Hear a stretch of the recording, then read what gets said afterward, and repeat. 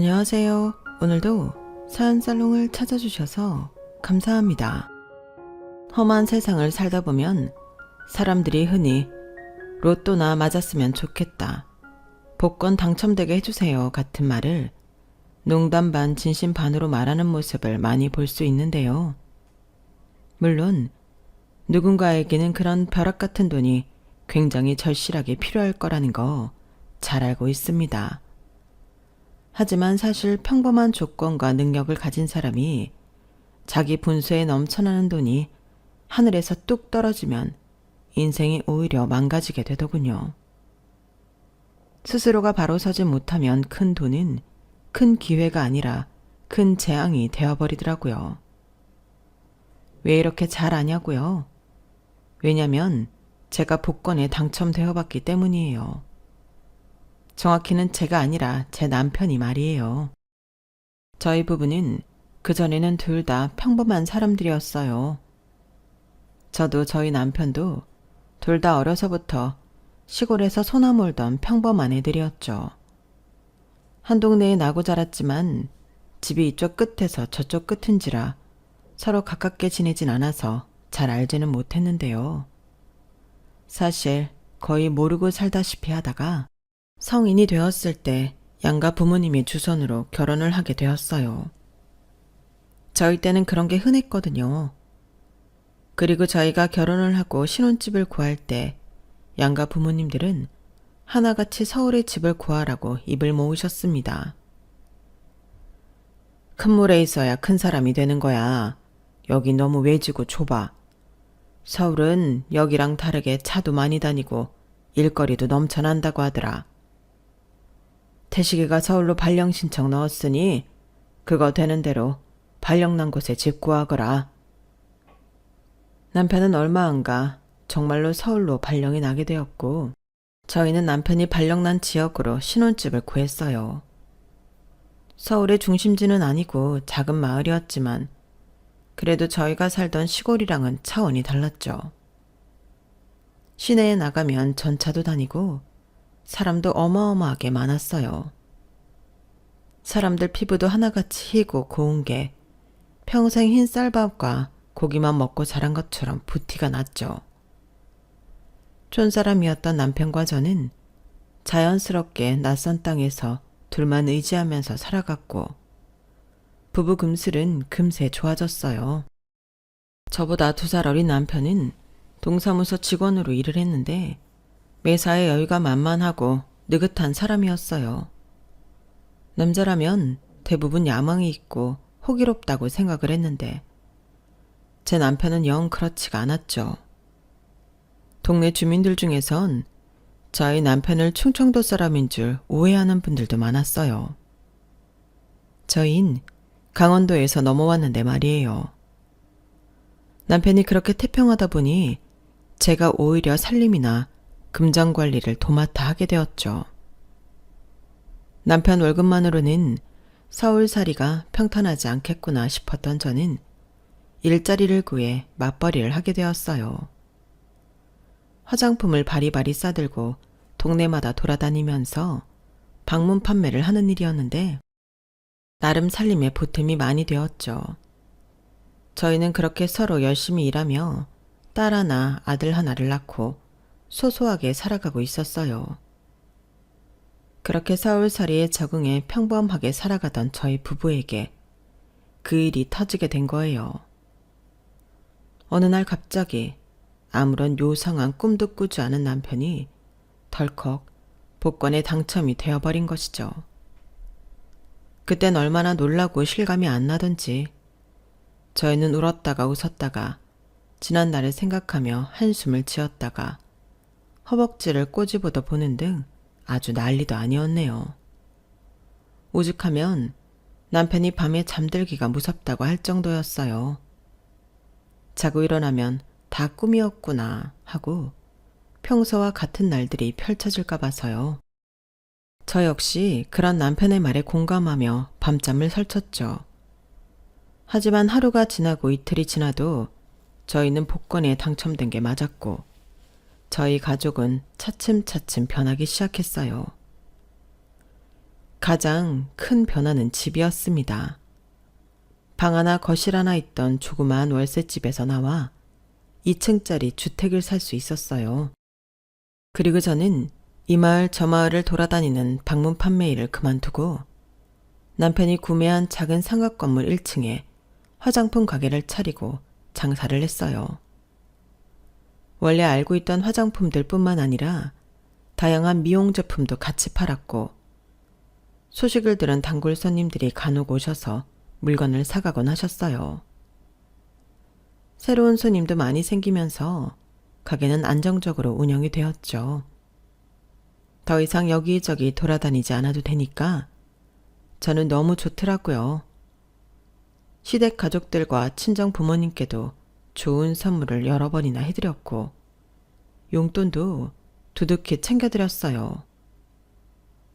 애들이 초등학교를 마친 이후에는 차례대로 유학도 보냈답니다. 애들 유학 보낸 게 가장 큰 비용이 들어갔네요. 저희는 아이들이 해외에서 학업을 다 마칠 때까지 엄청난 비용을 보내야 했어요. 그래서 복권에 당첨이 되고 나서도 일을 그만둘 수가 없었고 평소와 똑같은 생활을 유지해야만 했죠. 앉아서 돈을 까먹고만 있을 수는 없으니까요. 사실 전 복권에 당첨되어도 매일 일을 하는 것이 좋았어요. 부담 없이 일을 하는 거라 크게 압박감이나 스트레스가 느껴지지도 않았고 저의 이런 여유가 흘러나와서인지 장사도 잘 되었고요. 사람이 자꾸 몸을 움직여주고 머리를 써줘야 건강을 유지할 수 있구나 하는 생각이 들었죠. 하지만 남편은 저와 다른 생각이었나 봅니다. 어느 순간부터 본인답지 않게 자꾸만 엇나가는 겁니다. 항상 둘이 같이 의논하고 내린 결정을 군말 없이 따르던 우리였는데 남편이 자꾸만 계획을 지키지 않고 독단적인 행동을 하면서 신뢰가 점점 깨지게 된 것이었죠. 복권에 당첨된 지 5년이 지났을 무렵이었어요. 남편이 매일같이 출근하는 출근 시간이 있는데 평일인데도 대놓고 늦게까지 쿨쿨 잠들어 있는 겁니다. 저는 놀라서 남편을 흔들어 깨웠는데요. 어머, 여보 일어나. 지금 9시야, 9시. 이 시간까지 잠들어 있으면 어떡해? 난 이미 출근한 줄 알았네. 일어나 얼른. 아우, 출근 안 해. 뭐? 그게 무슨 소리야? 왜 출근을 안 해? 나 이 행운의 김태식이가 또 복권에 당첨됐다 이 말이야. 복권이라고? 또 복권을 샀어? 그럼 또 1등이란 말이야? 아니, 그거나 다름이 없어. 아니지. 이번에는 그보다도 더 큰 행운이지. 그러니까 나는 출근할 필요 없어. 어차피 이미 사직서도 내고 왔거든. 일을 아예 그만뒀다고? 나한테 말도 없이? 대체 무슨 일이길래 그러는 거야? 아무리 남편을 닥달해도 남편은 큰 소리만 떵떵 칠 뿐 속 시원히 말을 안 해줬어요. 하도 호언장담을 하니까 저도 남편이 뭔가 큰 돈을 벌게 되었나 보다 싶었죠. 이미 한번 큰 돈을 벌어온 적이 있는 양반이라 저도 더 이상 남편을 닥달하지 못하고 일단 가게를 오픈하러 나왔어요.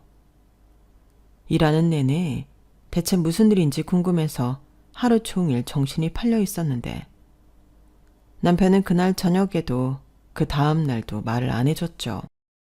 그리고 한 달이나 지나고 나서야 저는 남편이 이 미친 인간이 주식을 했다는 걸 알게 되었습니다. 무려 1,700만 원이나 되는 돈을 1원 한 푼도 남기지 않고 말아먹은 거예요. 당시 돈 1,700이면 요즘으로 따졌을 때 몇천만 원이 훌쩍 넘는 금액을 말아먹은 거였죠. 뒤늦게 이 사실을 알게 된 저는 가게 영업시간이 아직 끝나지도 않았는데 집으로 달려가 남편의 등짝을 사정없이 후려쳤어요. 미쳤어? 당신 지금 제정신이야? 1,700만 원이 어느 동네 똥개 이름도 아니고 일까지 간도가면서 이딴 짓을 벌여? 그러고도 지금 잠이 쳐와? 잠깐만, 진정 좀 해봐 여보. 내가 다 생각이 있어서 그런 거지. 우리 집도 있고 건물도 있는데 그깟 1,700만 원으로 좋은 교육했다 치고. 아! 교육? 교육? 교육은 우리 애들이 받는 거고. 그 나이 처먹고 또 무슨 교육이 필요하다는 거야, 이 미친 양반아. 애들 바다 너머로 유학 보내놓고 지금 그딴 태평한 소리가 나와? 애들은 어쩔 거냐고, 애들은. 아, 참, 내가 메꾸면 될 거 아니야, 메꾸면. 1,700만 원 내가 메꾼다고. 옆에 내가 자꾸 남편 하는 일 가지고. 아, 그만 좀 때려. 당신이 무슨 재주로 그걸 메꾸겠다는 거야? 무슨 재주가 있었어? 이번에 영찬이 그놈이 다른 좋은 정보를. 나가! 저는 그대로 소파에 늘어져 있던 남편을 끄집어내어 집 밖으로 내쫓아버렸어요. 그리고 문을 걸어 잠궈버렸습니다. 속에서 천불이 나서 정말 어쩔 줄을 모르겠더군요. 해외에 나가 있는 애들 생각을 하니 눈앞이 깜깜해졌죠. 남편은 메리아스 바람으로 쫓겨나 마당을 할 일 없이 거닐다가 저녁이 되어서야 기어들어가는 소리로 자기가 잘못했으니 말로 풀자고 하더군요. 걸쇠 길이만큼의 문틈으로 계속 저를 불러대니 저도 그제서야 남편을 집 안으로 들이고 종이 2장을 내밀었어요. 그리고는 직접 적으라고 했죠.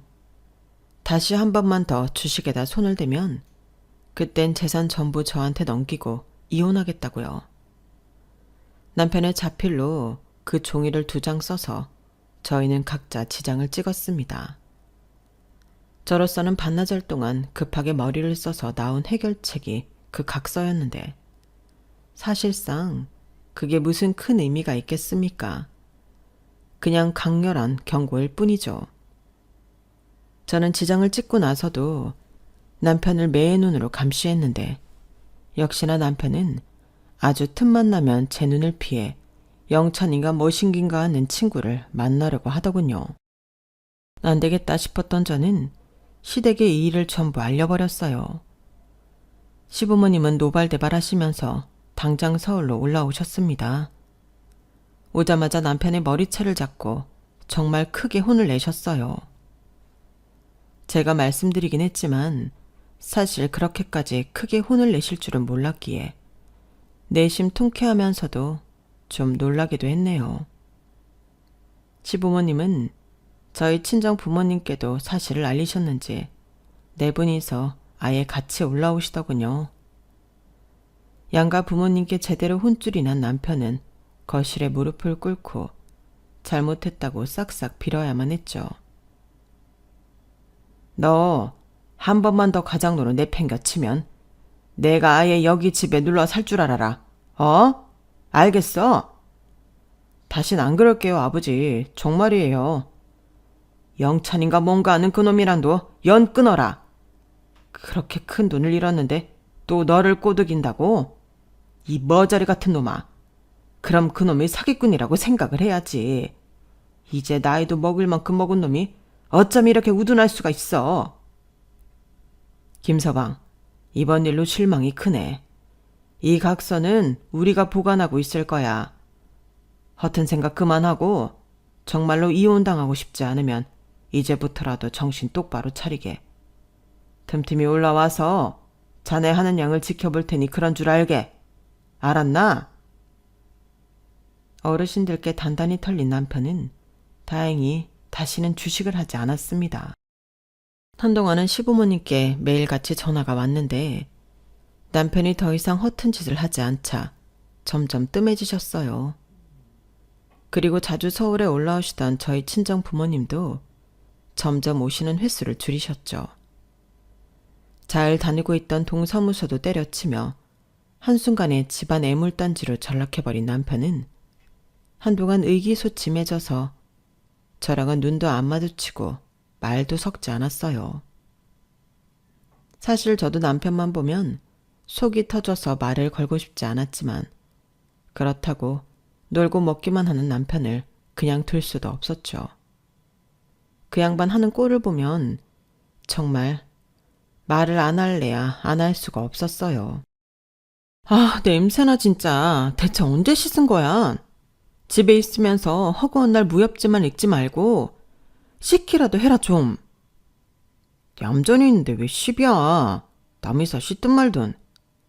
냄새가 지독해서 못 살겠다고.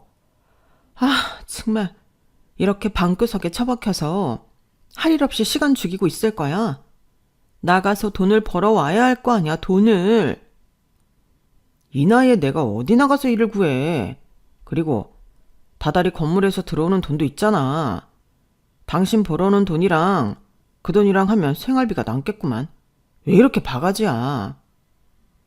지금 건물에 공실이 몇 개인 줄 알아? 건물만 사놓으면 뭘 하냐? 관리를 안 하는데. 가서 건물 청소라도 하든지. 아님 나가서 치킨 배달이라도 해. 내년에 미진이 대학 들어가면 그 등록금은 또 어떡할 거냐고. 남편은 결국 제 등살을 이기지 못해 일자리를 구하러 며칠 돌아다녔고 조금 떨어진 동네에서 짜장면 배달을 하게 되었어요. 우리 동네에서는 창피해서 싫다더군요. 어쨌든 다시 일을 성실하게 시작하니 저도 드디어 마음을 좀 놓게 되었어요. 그리고 몇 년 동안은 평화로운 나날들이 유지되었죠. 하지만 안타깝게도 그 평화는 오래 유지되지 못했어요. 어느 날 저희 가게로 난데없이 변제 도촉장이라는 게 날라온 겁니다. 은행에서 날아온 우편이었죠. 내용을 확인해보니 제 앞으로 저도 모르는 빚이 무려 1억 5천이나 쌓여있다는 거였어요. 정말 마른 하늘에 날벼락 맞은 기분이었죠. 저는 이게 대체 무슨 일인가 싶어 당장 해당 은행으로 달려갔어요. 우편물을 보여주며 저는 이런 빚을 진 적이 없다고 자초지종을 설명하니 한참 이것저것을 확인하던 은행 직원은 되려 저에게 짜증을 내면서 제가 빚을 진 게 맞다고 하는 겁니다. 이미 이 사업을 한 지 2년이 넘었고 처음부터 가게를 담보로 대출을 받았다면서요. 제 도장이 버젓이 찍혀 있는데 자꾸 거짓말하지 말라는 식으로 말을 하더군요. 그 말을 듣는데 갑자기 번뜩 남편 짓일지도 모른다는 생각이 들었습니다. 저는 그 길로 은행을 나와 남편이 일한다는 중국집으로 달려갔어요. 왜 불안한 예감은 늘 적중하는지. 중국집에서는 제 남편의 이름을 듣고 처음엔 고개를 갸우뚱하다가 나중에야 생각이 난 듯 말을 해주더군요. 애초에 3개월밖에 일을 안 하고 관뒀다고요. 점점 화가 머리끝까지 올라오더군요. 도대체 이 인간이 어디 있는지 알 수 없었던 저는 집에서 남편이 들어오기만을 기다렸습니다. 남편은 평소와 똑같은 시간에 들어왔어요. 뭐하다 이제 들어와? 뭐하긴 일하고 들어왔지. 하루 종일 배달했더니 아주 피곤해 죽겠어. 밥은? 당신 이제까지 저녁도 안 차려놓고 뭐했어? 하루 종일 배달 일을 했다고? 그럼 이건 뭐야? 이 1억 5천은 뭐냐고? 아니, 그게 여보, 진정하고 들어봐. 이거 별거 아니야. 뭐? 이게 별거가 아니야? 너는 지금 1억 5천이 별거가 아니냐? 네가 무슨 이병철이야? 정주영이냐고. 이거 여기 써있는 회사 백세가 뭐야? 어? 당장 말 안 해? 건강제품 회사야, 건강제품. 원래 사업하다 보면 대출도 끼고 다 자금 운용하고 그러는 거야. 여편네가 뭘 알지도 못하면서 내가 그 돈 금방 갚는다니까. 뭐? 사업?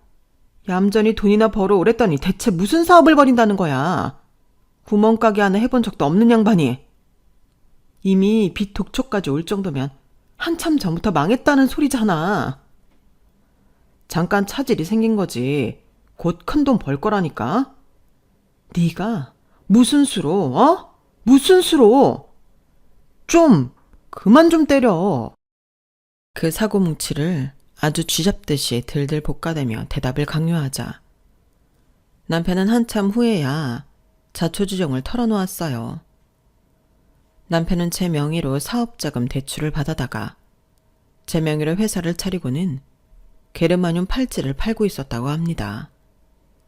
나이가 있어 일자리를 구하기 어려운 중년 여성들을 대상으로 피부가 고와진다느니 관절 질환이 사라진다느니 허황된 말을 하며 팔찌를 팔고 그 다음에는 팔찌를 산 사람들에게 영업을 시키는 식의 사업이었다고 해요.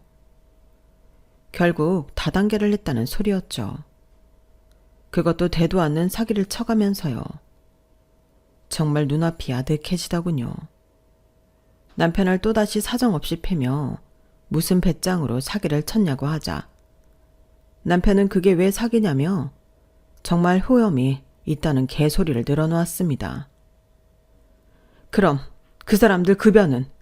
돈도 없으면서 급여는 어떻게 줬냐고. 원래 그 아줌마들 급여 그렇게 꼬박꼬박 안 줘도 돼. 얼마나 밀렸어. 말 빙빙 돌리지 말고 똑바로 말해. 한 3개월 정도밖에 안 됐어. 은행 빚이 전부가 아니었다는 소리였어요. 저는 당장 남편 목덜미를 잡고 그 백센과 뭔가 하는 사무실을 찾아갔습니다. 문을 박차고 들어가니 사무실은 종이 박스들로 가득 차 있었어요. 여태 이걸 다 못 판 거냐고 묻자 전에 있던 건 다 팔고 새로 산 거라고 하더군요. 은행 이자도 못 내는 주제에 먼 돈이 있어서 이걸 다 새로 주문했냐고 하니 많이 팔아야 빚도 갚고 급여도 주는 거 아니냐며 되려 짜증 섞인 대답을 하는 겁니다. 저는 전화기를 가져와서 제가 보는 앞에서 당장 환불하라고 했어요. 그러자 남편은 쭈뼛대며 계속 이 핑계 저 핑계를 대는 거예요. 전화를 죽어도 안 하려고 하길래 제가 거래처 번호를 찾아내서 그 자리에서 전화를 걸었죠. 그러자 거래처에서는 오히려 왜 이제야 연락을 주냐며 밀린 대금은 언제 줄 거냐고 화를 냈어요. 뭐 하나 꼬여있지 않은 구석이 없었고 이 모든 문제를 대체 어디서부터 수습해야 할지 감도 잡히지가 않더군요. 일하는 분들 급여도 3개월이 아니라 반년이 밀려 있었고요. 와, 이 인간을 그냥. 애들이 없었으면 저도 눈이 돌아서 너 죽고 나 죽자며 달려들었을지도 모릅니다. 사태를 수습하려고 제가 발바닥에 땀이 나도록 뛰어다니는 동안 남편 놈은 계속해서 사무실에 있는 걸 다 팔면 된다고 사업을 접지 않겠다며 고집을 부렸죠. 하지만 설상가상으로 소비자들에게 사기죄로 고소까지 당하자 그제서야 입을 꾹 다물었습니다. 저는 남편 멱살을 잡고 일일이 소비자들을 찾아다니며 고소를 추하해달라고 빌어야 했어요. 물건을 전부 환불하고 배상금도 드리겠다고요. 그 인간이 제 명의를 훔쳐다가 사업을 하는 바람에 잘못하면 제가 깜빵에 들어가게 생겼는데 그렇게 되면 정말 집안은 풍비박산이 날 게 뻔했으니까요. 남편의 역대급 사고를 수습하느라 저희는 물건을 팔아야만 했고 그동안 모았던 돈을 거의 다 날리게 되었습니다. 집 하나만 겨우 보전한 것이었죠. 그러고 나서도 자잘한 빚들이 남아 그건 제가 일해서 전부 갚았네요. 남편은 저에게 빚을 전부 떠넘긴 채 그 와중에도 본인 쌈짓돈은 남기더군요. 어차피 남은 빚을 전부 없애지 못하는 돈이니 차라리 다달이 빚을 갚고 우리도 뭐라도 쥐고 있어야 한다면서요. 애초에 제 명의로 이런 사고를 벌이지만 않았으면 되는 거 아니었냐고. 내가 왜 당신 빚을 대신 갚아줘야 하냐고 따지니 자기는 집을 소유하고 있는 가장이니 흔들리면 안 돼서 제 명의로 했답니다. 남편은 그 돈으로 공간을 빌려 고시원을 차렸고 이후로는 저랑은 남처럼 지냈어요. 저는 당장 화장품 가게도 잃고 빚도 갚아야 하고 아직 졸업을 못한 둘째 아들 학비도 보내줘야만 했습니다. 당시에는 가장 빨리 구할 수 있는 일이 보험 설계사 일이었어요. 보험에 비읍자도 모르던 저는 얼떨결에 보험 설계사가 되어 매일같이 그 어려운 약관을 달달 읽으며 공부를 해야 했죠. 판매 일을 해봐서 빨리 적응할 줄 알았는데 단순한 판매랑 영업은 엄연히 다르더군요. 처음에는 밥값도 제대로 못 벌 만큼 허탕을 치기 일쑤였죠. 하지만 더 이상 내몰릴 것도 없었던 저는 아침 일찍부터 밤늦게까지 부지런하게 돌아다녔고 비가 와도 눈이 와도 쉬지 않고 사람을 만나러 다녔어요.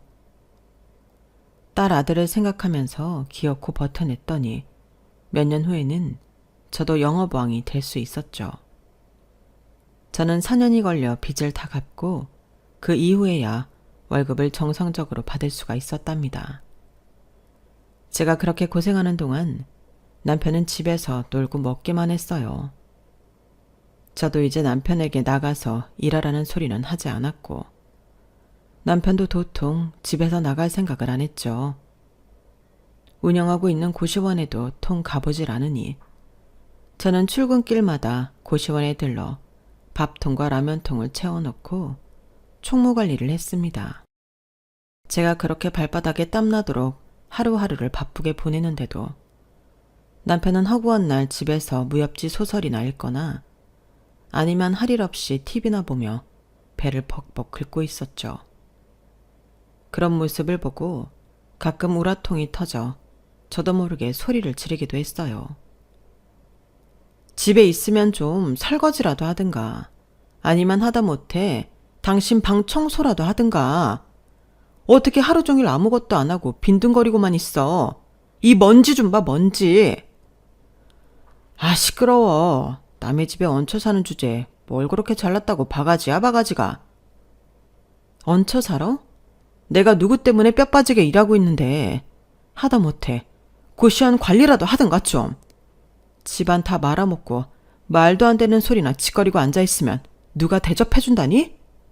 당신이 친 사고 수습해주고 있는 건 나야. 남편은 대도 않는 소리를 해대면서 제가 소리를 질러도 들은 척도 않고 서재문을 쾅 닫고 들어가 버리곤 했어요. 아닌 게 아니라 그 인간은 나날이 괴팍해지고 대화가 통하지 않게 되어갔어요. 앞뒤 꽉 막힌 채로 배나 긁고 앉아있는 한심한 사람이 되어갔죠. 모든 공부를 마치고 한국으로 들어온 아이들도 그런 남편을 싫어했죠. 저희 때야 이혼이라는 단어를 알긴 알았지만 실제로 이혼을 실행에 옮기는 사람은 거의 없었어요. 요즘 사람들이랑은 다르게 그냥 결혼하면 평생 같이 사는 걸로만 알았죠. 싸울 때마다 이혼 어쩌고 얘기를 하더라도 내가 정말로 그런 선택을 할 수 있다는 생각 자체를 못하고 살았던 거예요. 그래서 저는 집안에 있는 남편만 생각하면 속이 답답하고 짜증이 나니까 자꾸만 밖에서 시간을 오래 보내다가 들어갔어요. 주로 재테크 공부를 하며 시간을 보내곤 했죠. 보험 설계사로 일을 하다 보니 저축보험은 당연히 들게 되었고 여러 사람을 만나면서 더 관심이 가고 눈이 뜨이게 되더라고요. 남편 때문에 꼴도 보기 싫던 주식도 조금씩 사보게 되었고 통장도 여러 개로 나누어 관리하면서 목적에 맞는 저축을 했어요. 부동산 임장도 부지런히 다니며 감각을 키웠고 그러다가 좋은 기회로 건물을 하나 사게 되었습니다. 성수동에 있는 다 낡은 건물이었죠. 당시엔 그게 정말 똥값이었어요. 제 모든 재테크가 성공했던 건 아니었지만 그래도 꾸준히 공부하면서 도전하다 보니 조금씩 자산이 쌓이게 되었죠. 다행히 그렇게 모았던 돈으로 큰애 시집도 보내고 작은애 장가도 보내게 되었네요. 나중엔 저도 나이가 드니 보험 설계사 일은 많이 내려놓고 남편 고시원 관리를 대신해주며 집에서 쉬는 날들이 점차 많아지게 되었어요. 그동안 고생했던 것들이 헛되지 않고 잘 결실을 맺어 여유가 생긴 것도 있었죠. 그리고 이젠 저희 부부 두 사람의 생활비만 걱정하면 되니 들어갈 고정 지출도 크지 않았고요. 시간이 많이 흐르면서 우리가 살던 동네도 낡은 서울이 되어갔고 주변에는 예전 형태를 알아보기 어려울 정도로 최신식으로 탈바꿈한 동네들이 우후죽순 생겨났어요. 10년, 20년이 넘는 기간 동안 사람들은 정말 땅을 가만히 놔두질 않더군요. 수없이 건물을 헐고 짓고 또 헐고 지으면서 세상은 몰라보게 달라졌지만 집구석에 있는 골칫덩어리는 아니었어요. 남편은 여전히 그 옛날 기억에 머물러 있는 채로 더 낡은 고시원을 운영하는 게 제일인 줄로만 알았죠. 빈방이 많아지고 물가는 올라도 저희 두 사람 생활비 정도만 낼 수 있는 돈이 다달이 꼬박꼬박 나오니 그게 그렇게나 큰 자랑인 줄 알면서 말이에요. 그런데 그 식충이 같은 인간이 끝끝내 배은망덕한 짓을 하더라고요. 때는 제가 생일을 앞두고 있을 때였어요. 그해 제 생일은 큰딸과 작은아들이 3개월 전부터 준비를 열심히 해주었는데요. 그 해가 제가 만으로 딱 70살이 되는 해였기 때문이에요. 그전에는 제 생일이라도 애들이 일이 너무 바쁘거나 해외에 나가 있어서 제대로 챙기지 못할 때도 종종 있었거든요. 애들 딴에는 그게 마음에 많이 걸렸는지 칠순 생일만큼은 제대로 신경을 써주려고 하더라고요.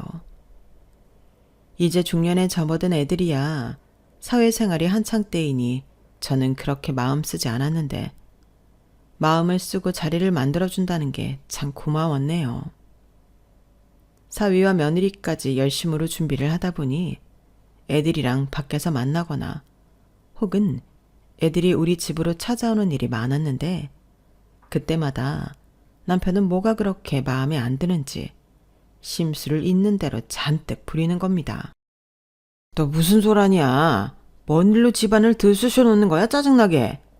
신경 꺼. 당신이랑 무슨 상관이야? 뭔 화장품을 이렇게 미쳤구만 미쳤어. 아주 돈이 썩어나네.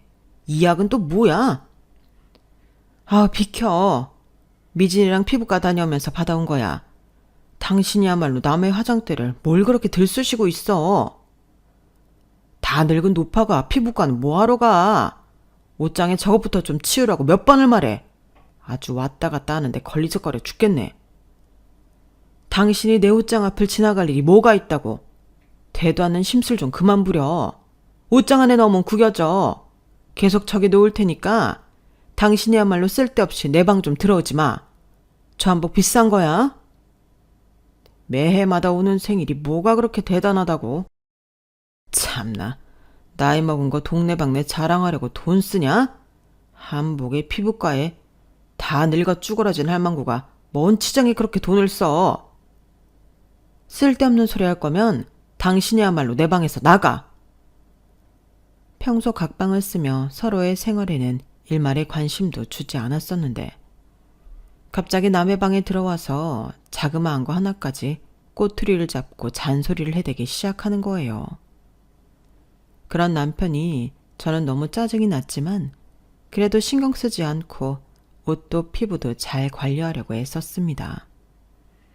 큰딸과 작은아들이 식당도 좋은 데로 잡아주고 한복도 곱게 입혀주고 부끄럽지만 피부과 같은 곳도 가서 관리도 시켜줬거든요.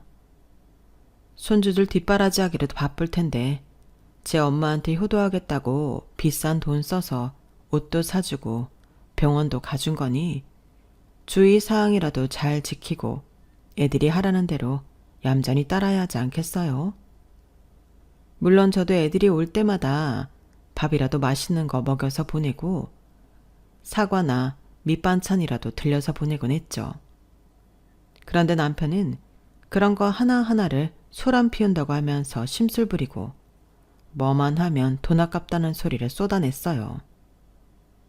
저는 나이가 들면서 무릎 관절이 정말 안 좋아졌는데요. 아마 젊을 적에 영업한다고 하도 돌아다녀서 그런 것 같아요. 그래서 서서 요리하는 게 예전에 비해 너무 힘들어졌어요. 며느리가 그런 제 증상을 알고 언제 한번 명절에 저한테 관절에 좋다는 영양제를 사준 적이 있었어요. 그런데 그게 실제로 먹어보니 정말 통증이 줄어든 듯 했죠. 그래서 선물 받은 걸 다 먹은 후엔 제가 알아서 그 영양제를 사 먹고 있었어요. 1년 넘게 영양제를 그냥 평소처럼 한 통 다 먹고 새 걸로 다시 주문을 한 건데 남편은 택배 상자를 발로 차며 허튼데 돈 쓴다며 마구 짜증을 내더군요. 그뿐만이 아니라 빨리 요리를 하기 위해 손질된 재료를 사거나 밀키트를 사도 들깔같이 다가와서 잔소리를 퍼붓기 시작했어요. 원래는 밥상 다 차려놓고 불러야 그제서야 귀나 후비며 민기적 기어나오던 인간이 말이에요. 저도 슬슬 신경이 곤두서고 짜증이 쌓이기 시작했죠. 이거 하나에 18,000원? 미쳤구만.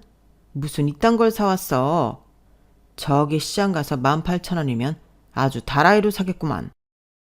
요새 물가가 얼마나 올랐는데 말 같지도 않은 소리를 해. 밀키트 사나 재료 사서 요리하나 큰 차이 없어. 그리고 언제적 시장을 얘기하는 거야. 거기 싹 없고 대형 문구점 들어선 거 몰라? 이 옆에 내가 이제 사기를 다 치네. 좀만 부지런하면 훨씬 돈 아낄 수 있는 걸 사기를 쳐. 사기를 치긴. 이딴 게 어떻게 시장보다 싸다는 거야. 그럼 당신이 요리를 하든가. 시장 없어졌다고 몇 번 말해. 밀키트 사나 일반 식재료 하나하나 다듬어가며 요리하고 병원을 가나. 나가는 돈은 병원 가는 게 더 나온다고. 남의 돈으로 먹고 사는 주제에 아주 웃기고 있다. 웃기고 있어. 당신이 엄살만 덜 피워도 되는 일이잖아 그건. 누가 남의 돈으로 먹고 산대? 정신 차려 인간아. 밖에 나가서 일하는 건 나야. 이 집도 생활비도 전부 내 돈이잖아. 당신이 괜히 고시원 들러서 정리하고 가? 그거라도 있으니까 목에 풀칠이라도 하니까 계속 손 못 대는 거 아니야. 진짜 어이가 없네. 염치가 없어도 유분수지. 당신이 나한테 돈 가지고 구박할 수 있는 인간이야? 남의 사업장에서 본 돈 당신이 이렇게 물 쓰듯이 낭비하니까 그렇지. 말이 전혀 안 통해서 저는 그냥 방문을 쾅 닫고 들어와 버렸어요. 머릿속이 어떻게 되기라도 했는지 정말 사람 자체가 이상해져 있었죠. 남편은 그 뒤에도 끊임없이 시비를 걸어왔고 원래도 안 좋았던 부부 사이가 최악으로 치달았어요. 그런 와중에도 시간은 흘러 3개월이 훌쩍 지났고 제 칠순잔치를 하기로 한 날이 왔죠. 당일날 식당 예약 시간보다 일찍 큰딸내네 가족이 저희 집으로 왔어요. 손주들은 차에서 잠들어 있었고 큰딸과 사이만 집 안으로 들어왔죠. 큰딸이 그래도 남편을 챙겨주겠다고 하루만 입을 한복을 어디서 빌려왔더군요.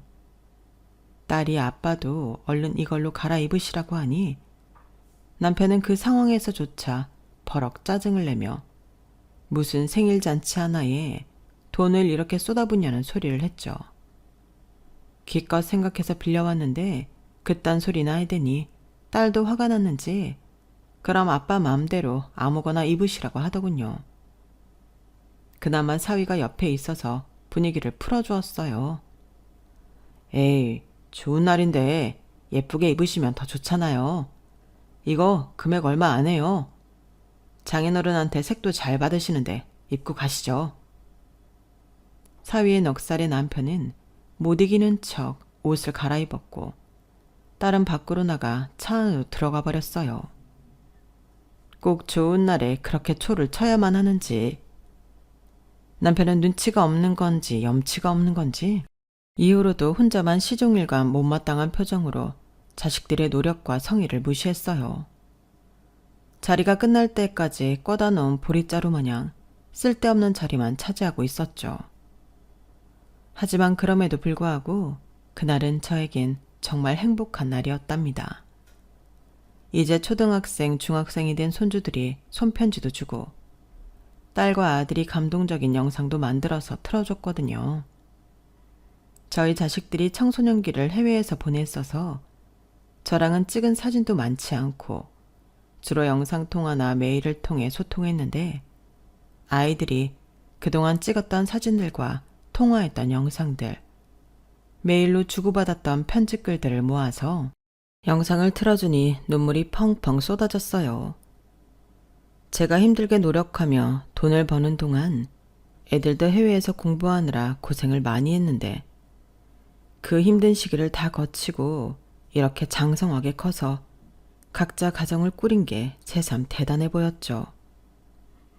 가족들 모두 건강하고 번듯하게 지내고 있다는 게 얼마나 감사했는지 몰라요. 저는 그렇게 남편을 제외한 나머지 가족들과 화기애애한 식사를 마쳤어요. 행복한 칠순잔치를 마치고 저희 부부는 집에 바래다 준다는 애들을 한사코 손을 저으며 집에 보냈습니다.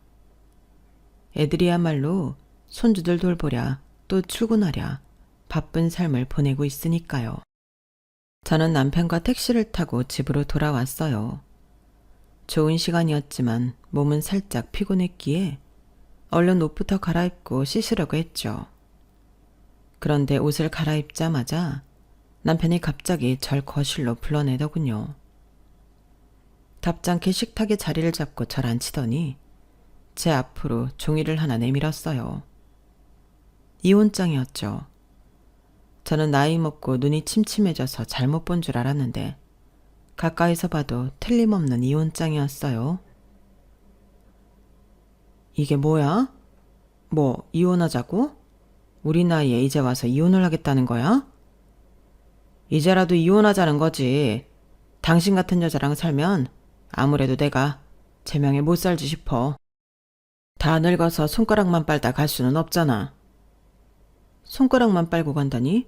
그게 나 때문이라는 거야? 당연히 당신 때문이지. 다 늙은 노파가 무슨 사치바람이 들어서 고작 생일잔치 하나는데 돈을 펑펑 써대. 내 돈 그딴 식으로 펑펑 써대는 꼴 더는 보기 싫으니까 당장 이혼해. 당신한테는 1원 한 장도 더는 못 주겠어. 재산 분할은 없다는 소리야. 알겠어? 얼른 여기에도 사인해. 참나, 각서? 무조건 서로 아무것도 주고받지 않는다는 조건으로 이혼한다는 각서야. 얼른 여기에 사인하고 내 집에서 나가. 그래, 당신이 분명 서로 아무것도 주고받지 않는다고 했어. 우리 이혼에는 재산 분할 같은 거 없다고. 그래, 1원 한 장도 안 주겠다고. 얼른 사인해. 그 마음 변하지 말어. 나중에 번복하겠다고 해도 절대 안 들어줄 테니. 나야 그야말로 땡큐지 땡큐. 또 오망난 할망구 같으니라고. 최대한 빨리 처리할 테니 민기적거리지 말어. 남편은 저에게 으름장을 놓았지만 저는 들은 채도 안 했습니다. 저보다 먼저 이혼장을 꺼내 들었다는 게 너무나 배은망덕해 며칠 동안은 기분이 상당히 나빴네요.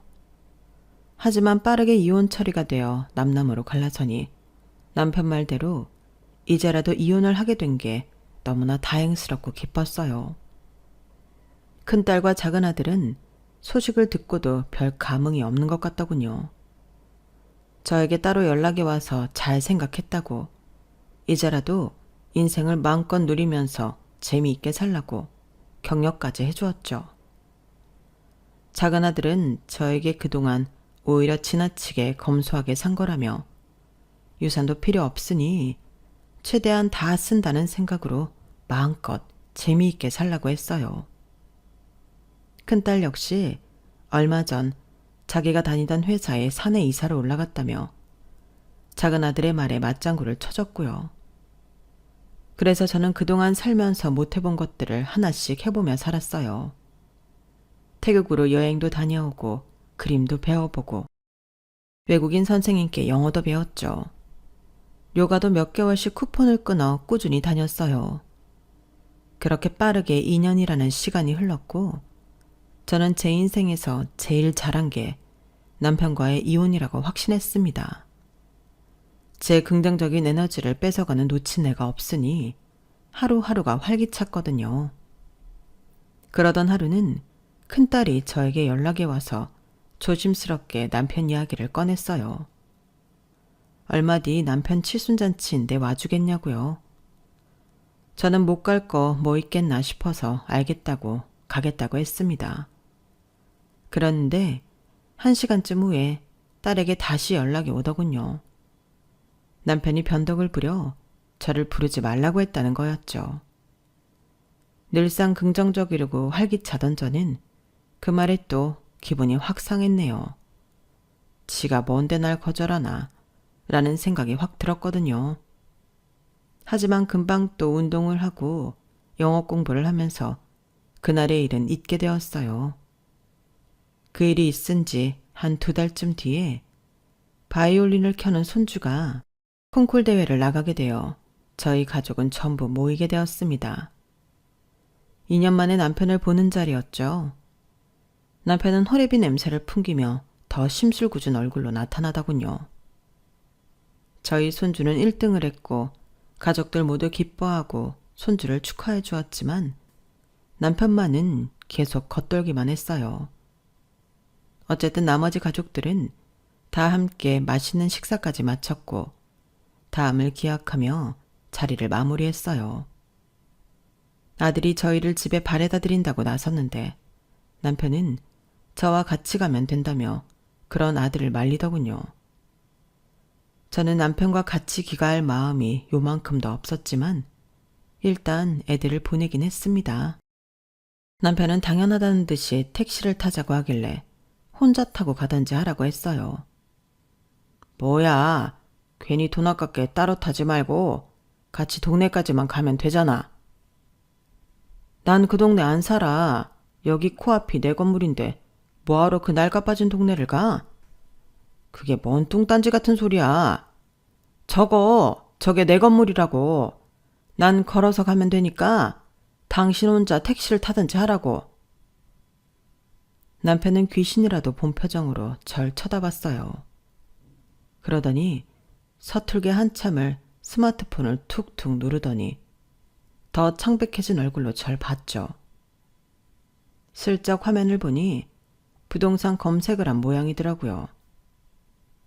저 건물이 50억이라는데 당신이 저 50억 건물 주인이라고? 그래, 내 거라고. 귓구녕이 막혔나? 몇 번을 말해야 알아들어? 그게 정말이야? 그런 얘기를 왜 이제 하는 거야?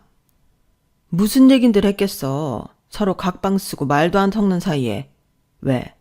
이제 와서 이혼한 게 후회라도 되는가 보지? 당신이 싸게 이혼해준 덕분에 내가 그래도 말년에 얼마나 편하게 지내는지 모른다. 그거 하나는 고맙네. 나랑 이혼해준 거. 어떻게 그럴 수가 있어? 당신 노망나서 아무 말이나 뱉는 거 아니야? 노망난 건 당신이지. 세상이 어떻게 변하고 어떻게 돌아가는지 관심도 없고 그저 옛날에 운 좋게 번 돈에 매어서 지금껏 살아왔잖아. 속이신도 아니고 정말 징글징글해서는 누가 누구 돈을 축낸다고 해. 같이 살 때 한 5년 전부터였나? 장 보고 공과금 내고 그거 다 내 돈으로 냈다. 내 돈으로. 당신도 2년 동안 나 없이 살아봐서 알 거 아냐. 그 귀신 소굴 같은 고시원에서 돈이 나오디? 저 사기꾼 같은 날망고? 이거 사기야. 무효라고. 아직도 지 잘못을 못 깨닫네. 혼자 남은 평생 그렇게 멍청하게 살다 가. 남편은 계속해서 같은 말만 반복하며 화를 냈고 저는 그런 남편을 길바닥에 버려두고 집으로 들어와 버렸답니다. 그 이후 남편은 저에게 자꾸 전화를 걸어 제가 사기를 쳤다며 다시 재산 분할을 할 거라고 으름장을 놓았어요. 변호사도 구할 거라고요. 남편이 하도 집요하게 구니 저도 변호사 사무실을 찾긴 했습니다. 그리고 통쾌한 사실을 알게 되어 한참을 깔깔 웃었네요. 이혼하고 나서 2년이 지나면 재산 분할을 청구할 수 없다는 것이었어요. 바보 같은 영감이 지 칠순잔치 때 이 사실을 알았으면 청구가 가능했을지도 모르는데 손주의 콩쿨 대회 날은 2년 하고도 보름이 지나버려서 재산 청구를 물 건너 가버리고 만 것이었죠. 약이 빠박 오르겠지만 뭐 어떡합니까? 지 심술에 지가 걸려 넘어진 것을요. 안 그래도 남편은 고시원이 결국 망해서 큰 손해를 봤는데 평생 저한테 손 벌리거나 해봤지 지 힘으로 돈을 벌어본 적도 없는 인간이라 앞으로 고생 좀 하게 생겼더군요. 다 본인 업보니 저는 하나도 신경 안 쓰고 두 다리 쭉 뻗고 매일매일 잘 살고 있답니다. 앞으로도 저는 아주 보란듯이 행복하고 건강하게 남은 세월을 보내다 가려고 합니다. 이 글을 읽어주신 분들도 항상 노력이 큰 결실을 맺는 삶이 되시길 바래요. 행복하세요. 여러분, 사연 댓글에 응원과 현명한 조언 부탁드려요. 좋아요와 구독은 저에게 큰 힘이 됩니다. 오늘도 좋은 일 가득하세요.